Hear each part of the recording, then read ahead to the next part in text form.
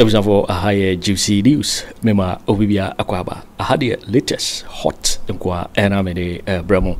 And so we subscribe to channel dia Bomodia say over subscribe. The way the say over click the subscribe button. Now what barely notification. We understand new video be upload no when the first person what's ebeka a year sa video. Afi we are na what like video no give us a thumbs up now fee.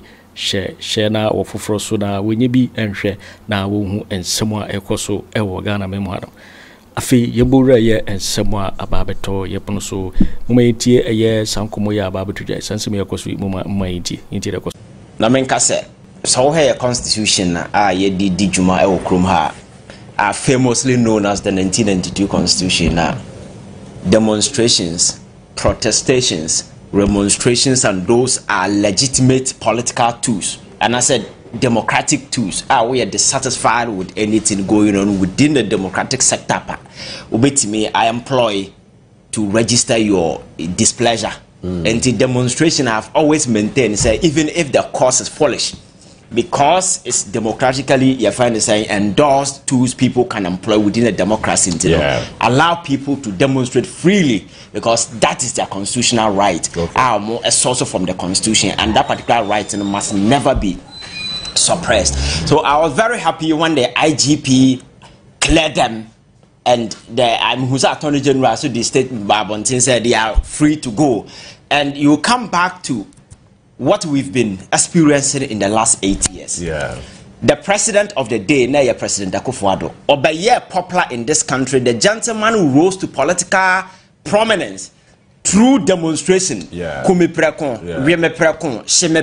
demonstration, and or the but surprisingly under him as the commander-in-chief of the Ghana Armed Forces, we saw how people were assaulted. Journalists, individuals. Oliver, you say wakutu police for khaki. Young people of this country were so peeved about the turn of event in terms of galamsey activity. Taking the bull by the horn, decided, oh, this is our country, this is our future. Demonstration. These young people were arrested. They were detained and denied bail. It took another demonstration, a whole lot of public advocacy, and sana issue, Ni was part of the people. That's true. Oliver and other people were assaulted because they demonstrated. And then Afenyo Markin and Co had a free ride, and they did a demonstration across the length and breadth of this country, walk all the way to the presidency, and the chief of staff, deputy chief of staff, approached them and even spoke to them. And you be a you click your mind back during the last 8 years. I see. Because we lived in a country demonstration by a no-go area. But then the same bunch of individuals who said there is the need to us to do demonstration. Fine, I respect that, and that is it. And again, Afenyo Markin had a brush or an encounter with the police officer. The gentleman in question is not just an ordinary person. He's the minority leader of parliament. According to him, he's a lawyer. And then, according to him, he's a lawyer, and several other ways. He's a member of parliament, and as for he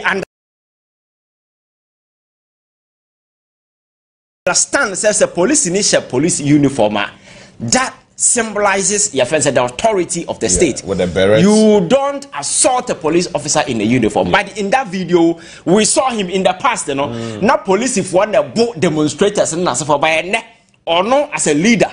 Only member is assaulting a police officer in the presence of everybody. And then the gentleman quickly ran to TV station and said, the police officer rather assaulted him. That is so shameful. And then the video came out vindicating the fact, say he rather assaulted the police officer. Very shameful. I'm expecting, say it's good that the police has issued a statement that they want it. But you see, some of these issues, young to me end up brushing outside, because as a lawmaker, you are the law, you know the law, you legislate law. You cannot be engaging in this lawless act to the extent of say, attack a police officer in the uniform. This is something I expect condemnation from across board. What is a Ghana Bar Association issue statement? These are a bunch of lawless individuals. They are there political interest and more fine because JB when this whole Chief Justice issue came up, and GBA way I shall say so issue statement. I was so very surprised because over the years, because in the last 8 years, the atrocities are unleashing on the individuals. Kwanya ya use the court to frustrate people. Kwanya President Akufo Addo so pack court. Ekofa known party people are inserting onto the judiciary. No, the GBA at the time couldn't find their senses to realize that Neema na papa no ye no dent the credibility of your judiciary. Appointment na air course, there was the need. Abra Chief Justice for Accra Tacho Ding Church and Namfo Ding.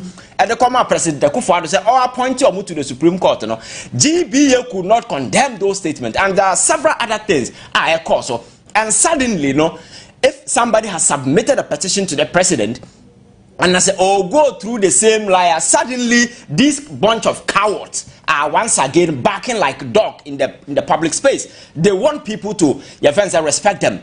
What would the kind of backlash or within your friends saying? The media space. Yeah. That is why I'm telling you, the next generation, you can't threaten people with me a lawyer. No, those things don't move nothing. When you speak, the intellect you display. Okasa, kwanya befa so abekasa ne nsema abeka na manipa uze abranti or a lawyer. Na nyesa lawyers akeke because a lawyer ni enim lawyer wo jebi. Wa ponche yira sesia na wo de court enim lawyer abefre no. And your from Supreme Court enim lawyer abefa na di wachi. So lawyers no mu nyina nya pe. That is what you should know. You understand? But you see the kind of standard abesete as a person. I think that is what you need to do as your friend saying as a person. But in this particular situation, the whole thing turned into some kind of a political way.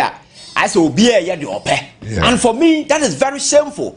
And to say, GBA, our legitimate grounds, Nanko, Mwabano, say, hey, the Ekosi, because of A, B, C, D, President Mahamadu Bawumia and Asa Bawumia, then we have a cause to worry. But this is a legal institution, an association of lawyers. Speaking to constitutional issues, they are speaking like Sebi Obi Oye Fundaka na oka law 17 because Obi Oye Fundaka na on can law. But these are lawyers speaking like that. You understand? Because if you are speaking about issues of law, you should be able to premise your argument on law. Now, before I just want to clarify and emphasize the Afenyo Markin issue. At the time, Afenyo Markin demonstrated as a member of parliament. He demonstrated as an individual. So he doesn't enjoy any immunity. The police have every right to arrest him rather than inviting him. No, with the mistake of Moya and say at the spot, yes, they should have arrested him on the spot. But we are not so you cannot arrest him. That is the thing. So that is how ineffective our police is also here to a certain extent. You see, we very often cow them under political intimidation as well. Because an ordinary person assault to a police officer and immediately now so why can't we do the same thing? Because we need to strengthen and empower state institutions just to ensure that it doesn't matter who you are, because MP or you need to arrest that person and prove to him that he's not above the law. You understand? You don't allow him to go home and chest out, do radio, TV interview. The following day, when you're backlash, I feel the police for that trust statement and I invite him. Who cares about that? I know the day, no. Otchere, obisi abontino attack police officer. Because an MP who is supposed to be a lawyer has led the way. And parliament, so I think that they need to institute certain disciplinary measures within the house.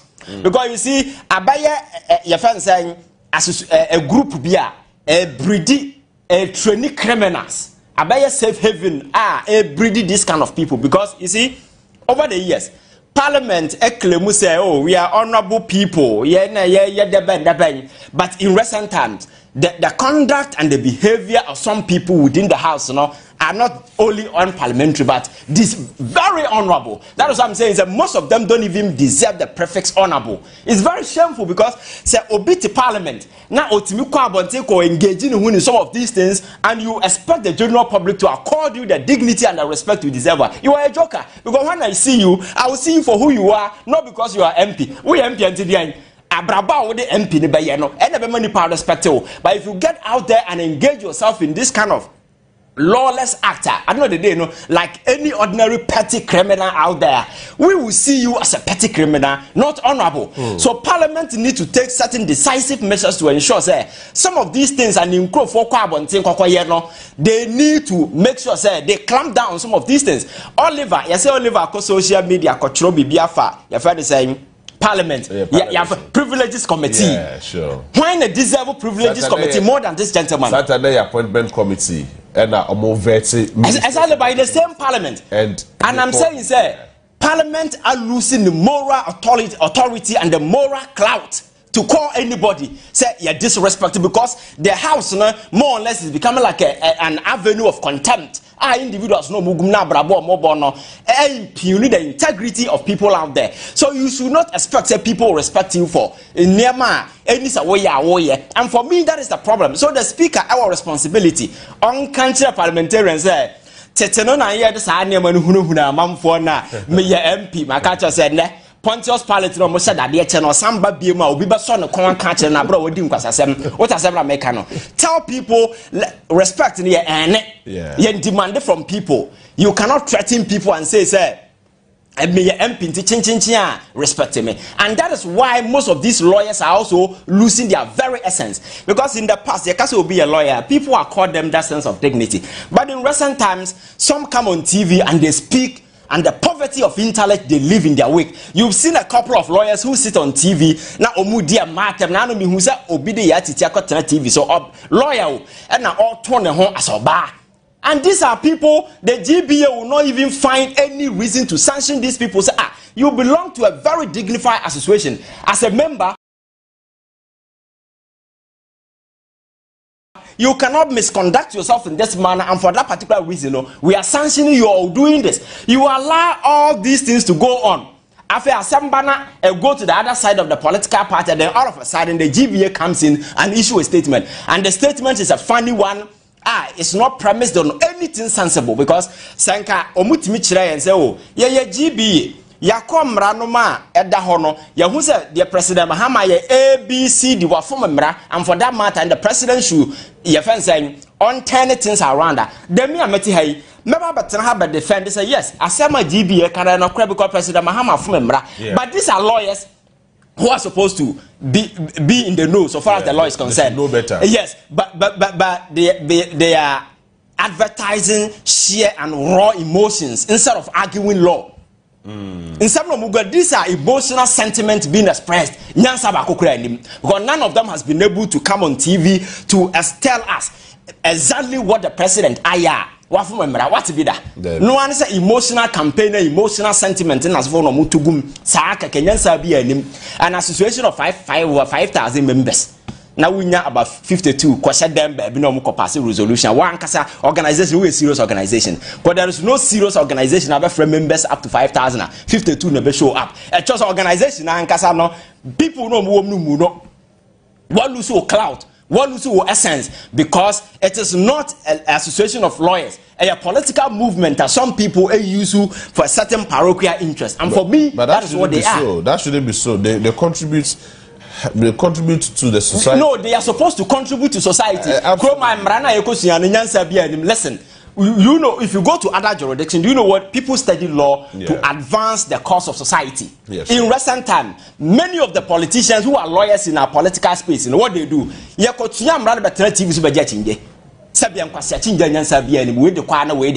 Sometimes you listen to argument on TV and you yourself become more confused than the very people speaking. You understand? But you see, because they are not arguing wisdom, they are not arguing fact, they are not arguing law or evidence, they are arguing emotions based on where you stand across the political divide. And the NDC near MPP near and the direction of the law. We are not arguing in near mass and Nipabete. And for me, some of these things Emma Manfo lose respect in this country. So the GBA must realize that there is a sharp decline in terms of respect people have for them. And they need to do everything to bring their members apart. We need to become relevant in the eyes of the people. And can some nobody will question them if they've been able to premise their argument on something substantial, argument grounded in law. But and you're speaking raw out of emotions. There is nothing substantial, nothing sensible to be attributed to Nsabna Wokana. What do you expect me to do? And for me, that is the worry. So back to the MPP and the Chief Justice. You see, my culture says MPP is a sinking enterprise. It's a party that is diving into the sea. They have no relevance. They've lost their mojo, everything. So now, no, that's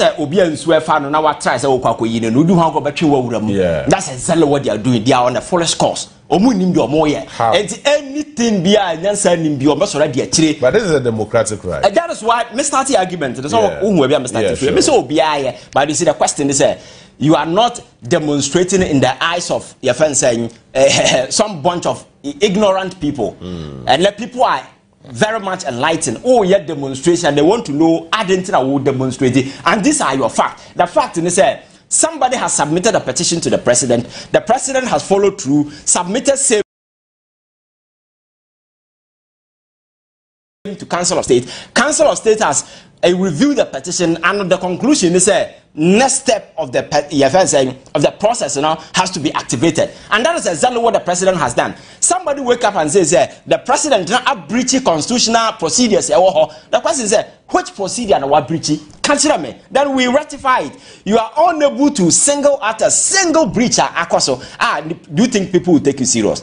I see. Nobody will take you serious. So you see, politics, you've got into a point. I think emotions are taking the larger part of the political discourse. Your politicking in this country, the major part of it has to do with emotions.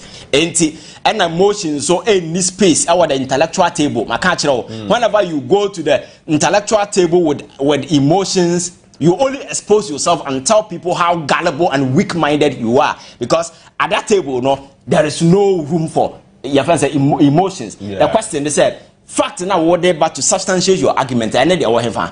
And president for demonstration now. What are the bases? And they always say, "Oh, John Mahama say oba." Your friends say obey changes our the judiciary. And now I are all chief justice in the first place. Nipo mo lose some appointment under John Mahama. Oko konfanatia na no Professor Addo. Okofie oko tamala okofie the Ghana your friend say statistician na nkasa o had okofie. So why are they not demonstrating? Are they not Ghanaians? Why do they have particular interest in the Chief Justice? So it will go to affirm the fact that under Akufo Addo there was a deliberate attempt to pack the court. In case they exit power, they will be protected, and that's exactly why the MPP has taken this first entrenched position on the Chief Justice alone, because there have been a number of people victims under John Mahama. Right. Why are you not speaking for these people? Why the focus is always on the Chief Justice? It affirms the fact that indeed you have a particular interest. And Gabby, the call to reset the judiciary, that call John Mahama they say resonating with the larger section of Ghanaians peeved about the sinking image of our judiciary. For me, that is the foundational institution of our democracy. We can lose the judiciary, we can lose the executive and parliament.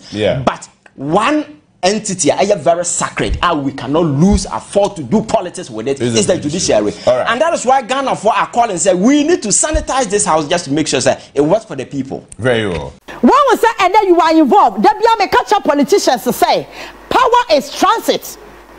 Power. And then the Afenyo Markin is crying like a baby. Afenyo Markin is soon and no ma. Say young Ghana for young cabin mano because at the end of the year, pause in Ibiabono. Hey, Afenyo. Who can somewhere young try? Be and Puma be to walk a crown and we young dinger when your baby will appear. What are the police in you? And then I would release in one trouble. Yay! Klachana with the Abana Yakano. And then police in our born asumuno. And then no one children will say, or piano to be born asum. Nanka, why you fair to young Ghana for one Yakai will let no. But you see, what can somebody to say the person in your body, person in one year body? And you want one junior was a departure police in Intino. One junior was set a police in the Mraya Juma. Yanda would them Radibaya Juma. The monocra one more year, That's it even worth it? and for so was one.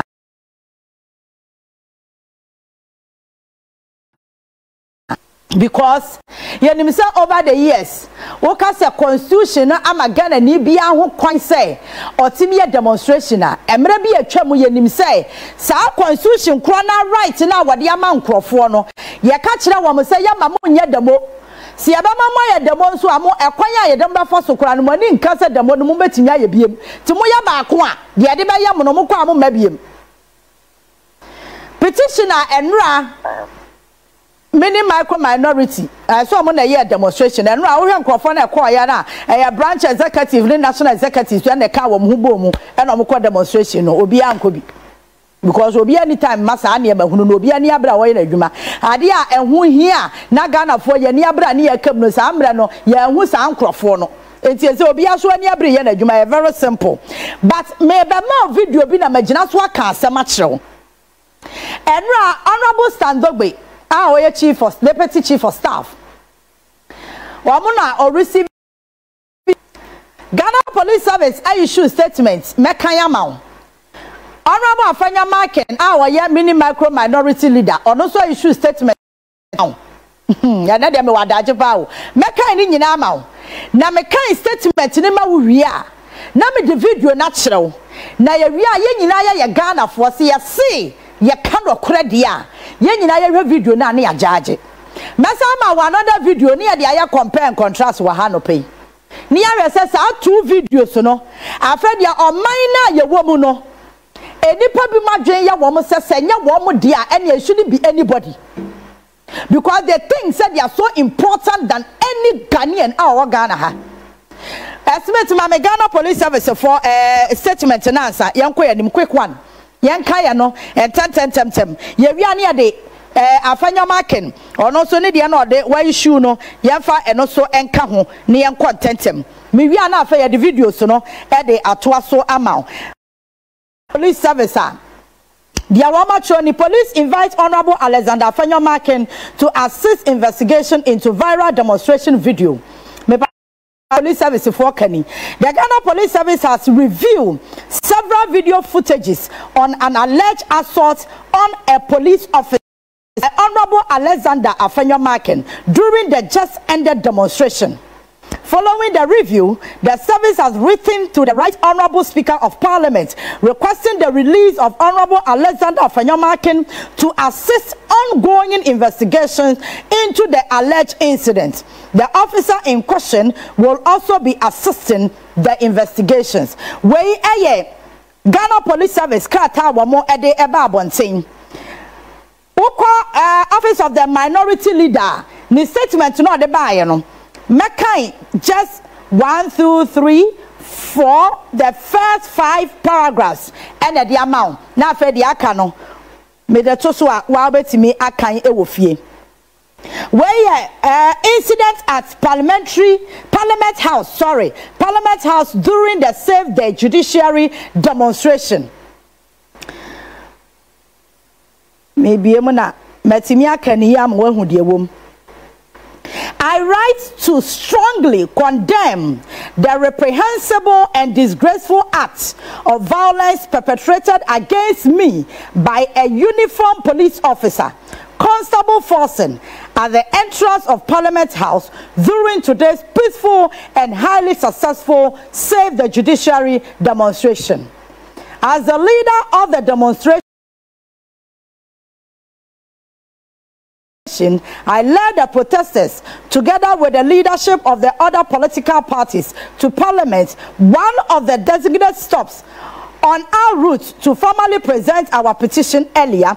We had delivered copies to the Supreme Court, and from Parliament we were to proceed to the Jubilee House. Upon our arrival at Parliament House, the national organizer and other party leaders had already been granted access. The Deputy Minority Leader, Honorable Patricia Apiaje, and I were then invited by the party's communication director, Mr. Richard Anyagba, to proceed and join them.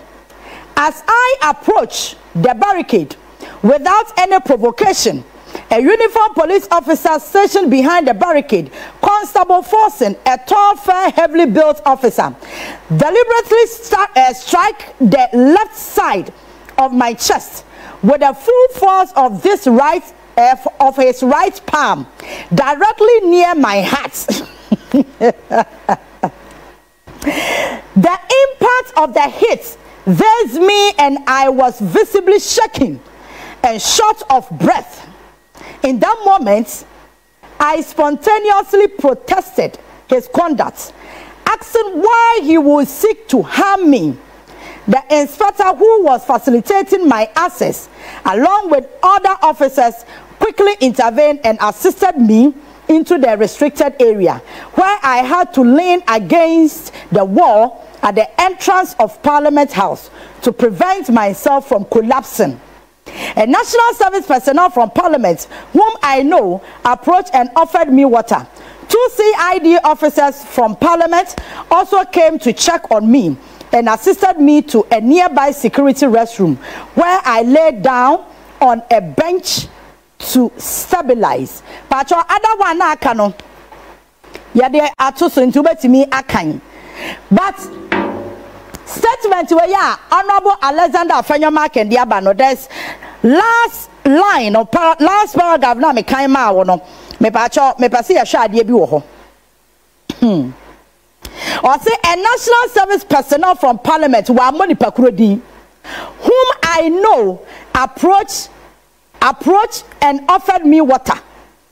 National personnel no adoboni di enye because you were able to mention the police officer wa no ne wusu no nya asam no bo ni din. Other national service personnel ni de wo bo ni din. 2 CID officers from Parliament also came to check on me. Ono so Afenyo Markin Cries.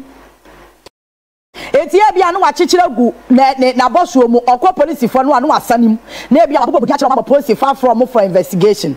But quick one, space for video no to so ne contentem. For video no to so ne contentem. So Afenyo Markin statement you are the buy. Where my catch say when is uncle for ni delay was say we smart, was say we very intelligent. Where omoya nkofobia asama eyan tro obedane na mana ye no kore pepepepe wo fa asam na obekasa chinye bi ani ho na we dia ye beka cho say video also no lie, because on what run the side of the story but police ni dia Afenyo Markin antwura ngu krata anim. That is where my concern is. Dia wo di ya police ni no one chura wo krata na say we statement we release here no one chura wo na mom ni Ghana fo icheze dia ya hu a wo klamu sanu na si ye no eno na wo chura to tarnish the image of the police officer. This is a member of Parliament. This is somebody I didn't come la SaveJudiciaryDemo so on kwasem rama Ghana. Share the attitude. Because na jini say or ye nipa chain nipa bi aka wa Ghana hanti no, and you see way enkofo jenya wa mo so ye de bi ye enkofo bi mre bi atwam Afenyo Markin hu fumso bi awo ho. One say and then you are involved. There be a catch up politicians to say power is transit. Power emra ye ni kaso. And then Afenyo Markin is crying like a baby.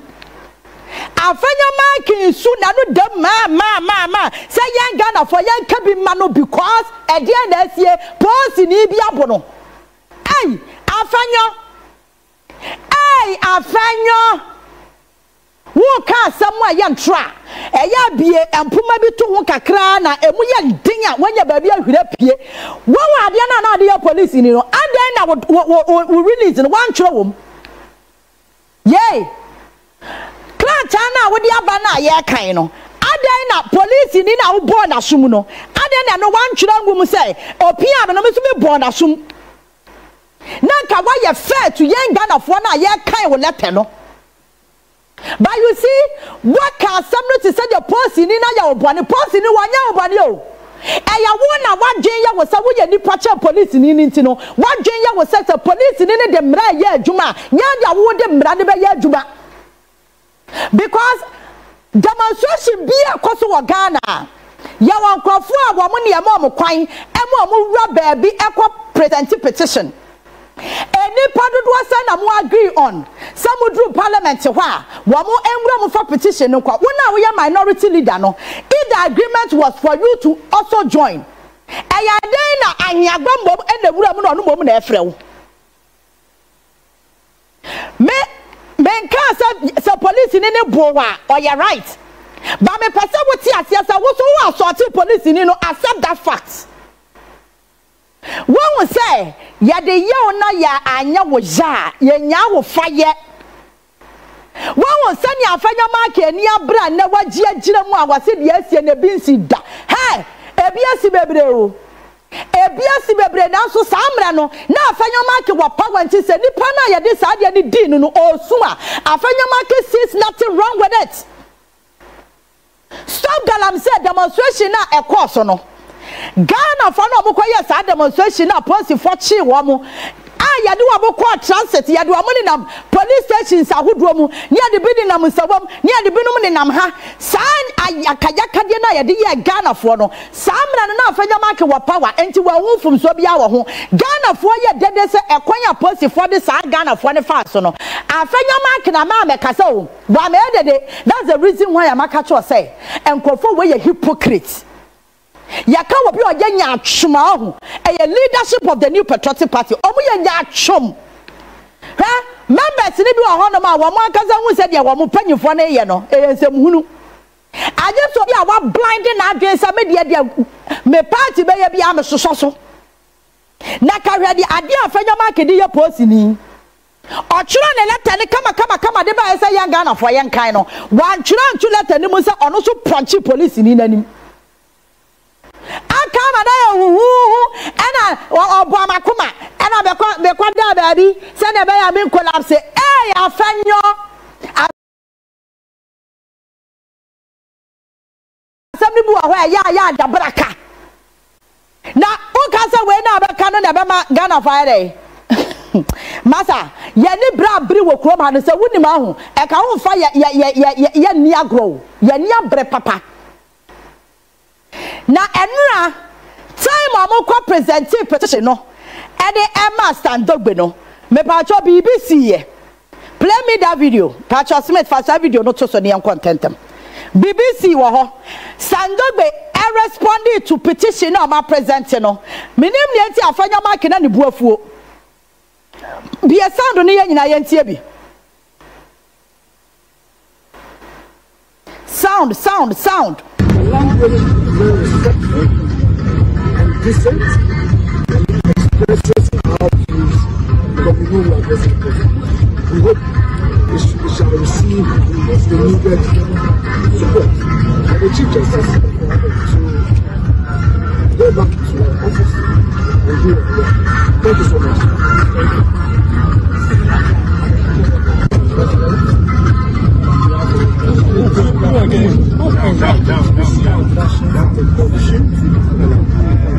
Really presented the attention. I think that let me say that we are happy that the process started this morning and has ended very peacefully. That in itself is a very strong message about the democracy that President Mahamadu wants to instill in their country. If it were the case like this over the past 8 years, I'm sure that the retaliatory politics that you talk about wouldn't have been the case. You referencing retaliatory politics is an admission that the 8 years of President Akufo Addo were not the best in this country. You can be assured, however, that President Mahamadu, as every Ghanaian knows, is not that politician. President Mahamadu does not believe in retaliatory politics. He's described as, too much father for all kind of president. Everybody knows that. Whatever actions that are being taken now, whatever decisions that are being taken now, as everybody knows, there's a line with the provisions of our 1992 Constitution. Indeed, before President Akufo Addo left the presidency, he himself started a second process where issues were brought to him about the changes and fed them to the Constitution. And that is what President Mahama has done.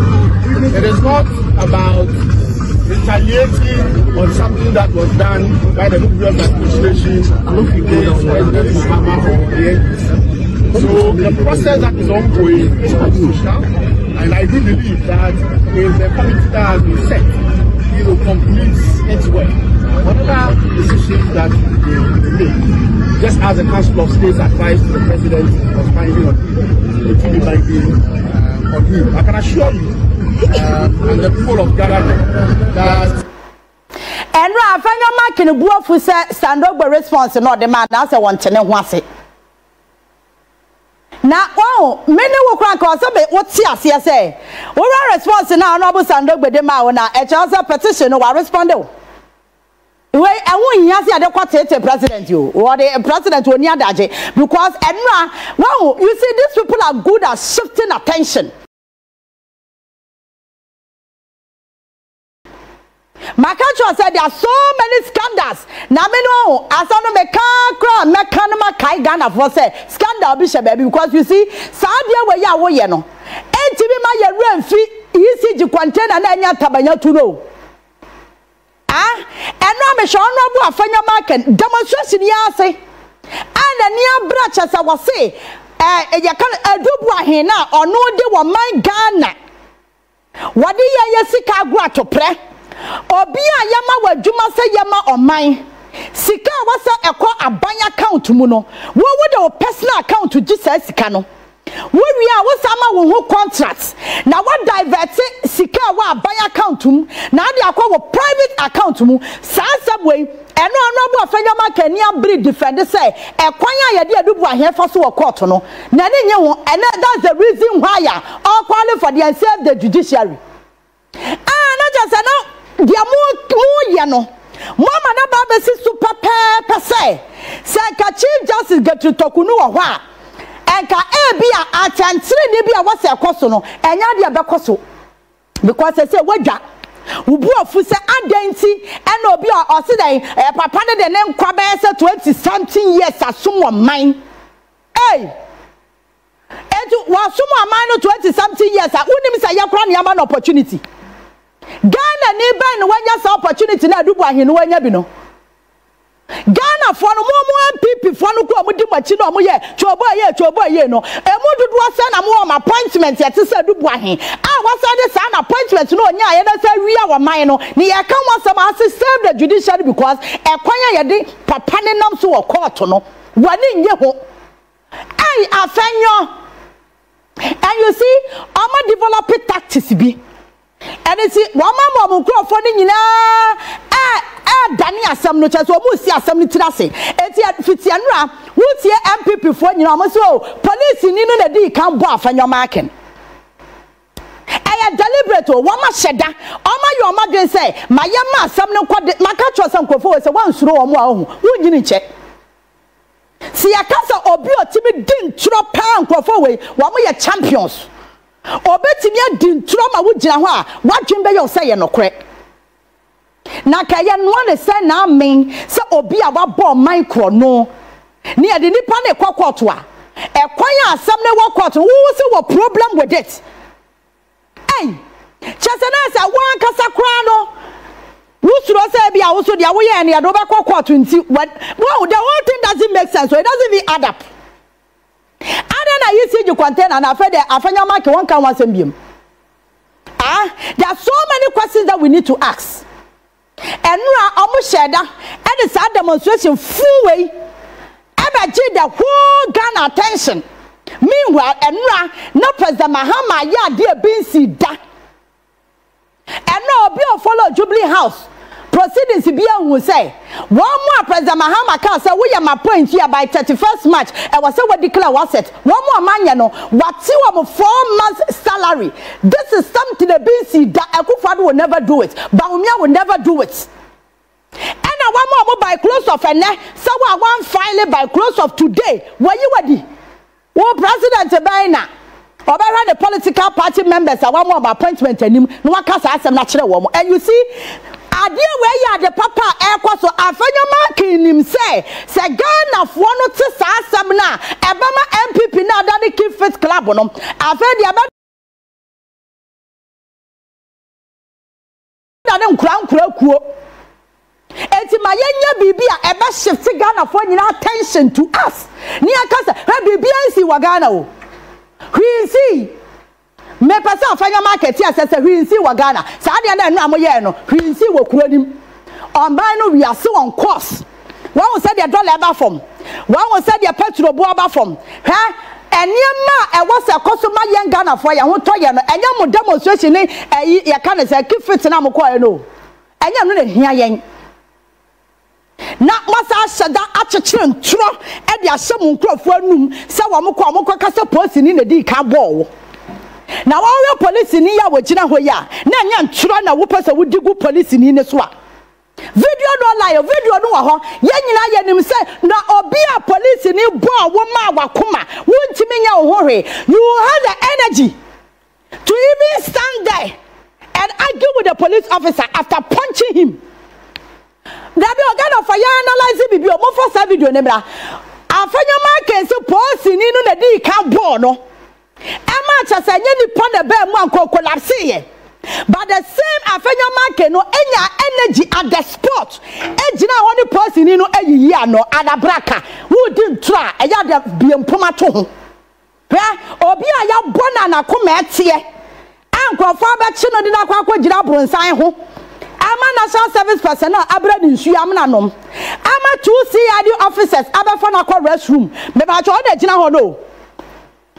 Me pa cho wey. Sa Afenyo Markin klemu say Posi ni no na di kan ball no a me pa cho de course we after say posi ni no pon the ball na mpa we after say Afenyo Markin e ball policy ni no e ma omo ma ne kwama ni wuram etu obi a ya ball ama cha say wakoma ya tia to wuyam wutimi sanya energy e gina ho de posi ni yiyi ano na aka say Ghana for yam kra ho wo ka say awure anim kosoro what can say about politics now? Mobile and maybe a chamuno, and only that's what here your new era. Your new era. I did be anyone over your Ghana. I did a say wow, near wow. Mumma, some George old video no.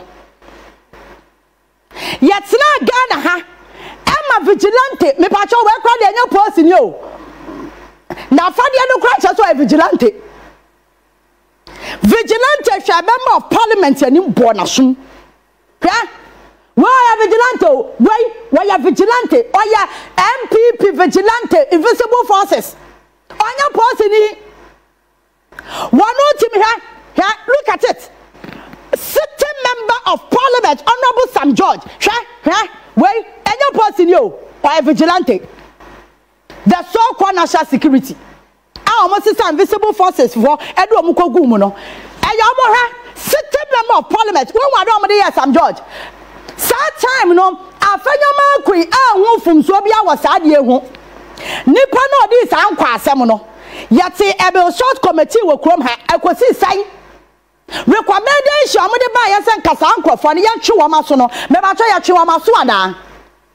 Now, member of parliament, what's me a police officer in uniform, what brother soon, ya car, who be din tro.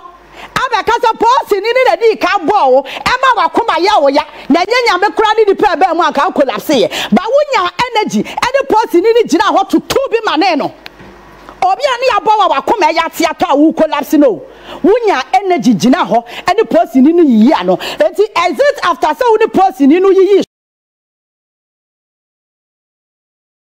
so no ena na wo collapse na na say emu de ahia because asam na mu na ho Honorable Afenyo Markin, listen to me carefully.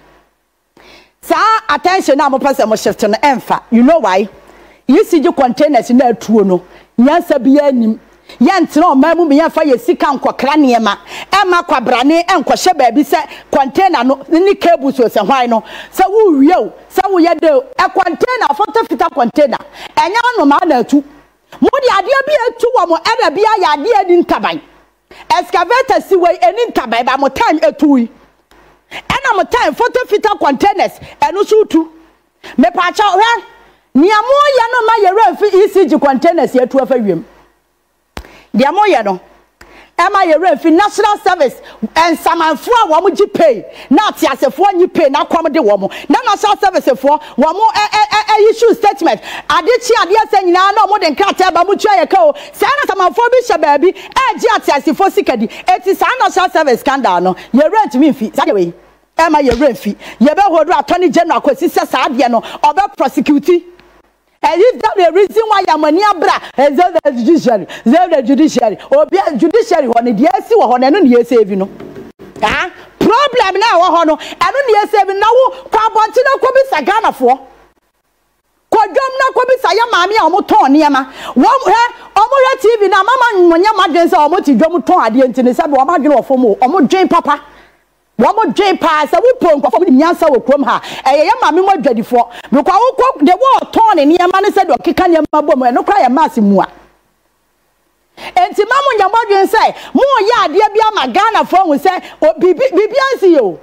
At the Bonina said judiciary honor, I was there too. I was there too. I don't know, man from extended a arm of Weno party. No. Ghana Bar Association. I don't know man from, and I'm from almost one mama. Maybe a been crowd woman. I said Bar Association member, Afenyo Markin. A member, Senator be a member. In the extended version, arm of gabby NPP, a Ghana Bar Association, woman, your baby. What to me shift attention? How to now, Dr. Bawumia up now. Woman, your electricity, and no more tea, no.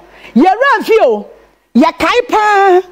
Can ofori Atta dia yase wa mmemme ya no so wa yare da ne ho nto no no the money dede na mo ya no enti magana for ye remfi amena na mutu ya na wa ya wo ye kire ya baby ami we cantonment wo ye kire ya amena na mutu ya mudi $52 million and two sa amena sa muti mu si asore da ne wo ye kire ya enti ye rent mi fi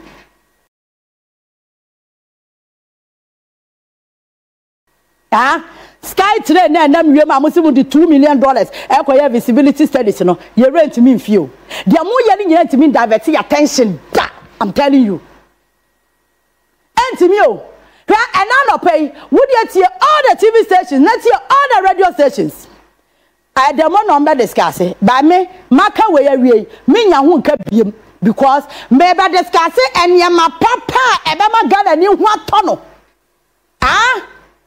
Niama papa be boama Ghana ni nwa ha no eno ne wase ya kan wasem obi a wawi ayen so na wase ya boni pa na chi kwesi say attorney general wo che o and Anno be press conference fair now please ma ya den tentam ni apentem ya ho be demonstration I save the judiciary demonstration when I got just judiciary no e de asi wo ho ne ya free ho no e kwan ni mu abie ya Ghana fo ne ya si kwan ni mu abie What was a Ghana no say muache now no and then one was a muache yay Afenyo and then one was a Ghana no mucha ya cho Ghana mudi and this near NPP ba krom ha na mucha ye nti e wasan kasa asem no kwa de to tim de dada e muache enti manya wa adwen say de wo ye no wo ye say for Ghana wo ye for political party.